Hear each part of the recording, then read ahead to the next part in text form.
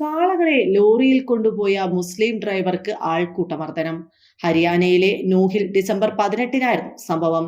Lorry ഡ്രൈവറായ അർമാൻ ഖാനെ തടഞ്ഞു നിർത്തിയ സംഘം ഇയാളെ മർദ്ദിക്കുകയും ചോദ്യം ചെയ്യുകയും മുടിയിൽ പിടിച്ച് വലിക്കുകയുമായിരുന്നു.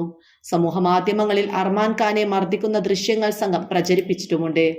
മർദ്ദനത്തിന് പിന്നാലെ പശു നമ്മുടെ അമ്മയാണെന്നും കാള നമ്മുടെ അച്ഛനാണെന്നും അർമാൻ ഖാനെ കൊണ്ട് സംഘം പറയിപ്പിക്കുന്നതും ദൃശ്യങ്ങളിൽ കാണാം. പശുക്കടത്ത് ആരോപിച്ച് 2014 മുതൽ രാജ്യത്ത് നടന്ന നിരവധി ആക്രമണങ്ങളിൽ അവസാനം നടന്ന സംഭവമാണ് അർമാൻ ഖാന്റെ മർദ്ദനം. തീവ്ര ഹിന്ദുത്വ നിലപാടുള്ള സംഘടനകളാണ് ആക്രമണങ്ങൾക്ക് പിന്നിൽ. സംഭവത്തിൽ മിക്കവാറും ഇരയാവുന്നത് മുസ്ലിം സമുദായത്തിൽ പെട്ടവരുമാണ്. മർദ്ദനത്തിന് പുറമെ ഇവർ ആൾക്കൂട്ട ആക്രമണത്തിനും മറ്റു പല പീഡനങ്ങൾക്കും ഇരയാവാറുണ്ട്. 2023 പശുക്കടത്ത് ആരോപിച്ച് ഹരിയാനയിൽ നാസിർ, ജുനൈദ് എന്നീ യുവാക്കളെ ബജ്റംഗ് ദൾ പ്രവർത്തകർ തട്ടിക്കൊണ്ടുപോവുകയും ചുട്ടുകൊല്ലുകയും ചെയ്തിരുന്നു.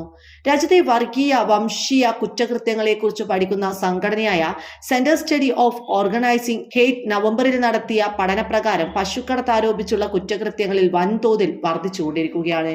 പല ആക്രമണങ്ങളും രാജ്യത്തെ പശു സംരക്ഷണ നിയമങ്ങളുടെ മറവിലാണ് അരങ്ങേറിയിട്ടുള്ളത്. പഠനപ്രകാരം BJP ഭരിക്കുന്ന സംസ്ഥാനങ്ങളിലാണ് 95% ഇത്തരം അക്രമങ്ങൾ നടക്കുന്നത്.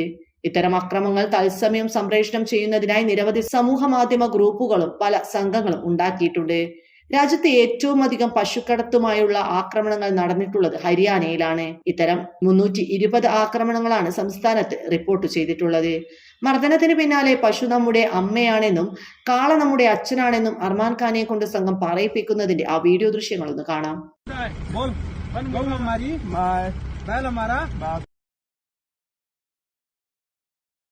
जय श्री राम भाई, हम खड़े हैं तावड़ू KMP पे। आज फिर एक बड़ा धमाका भाई है वो लड़ना तेरा क्या नाम है?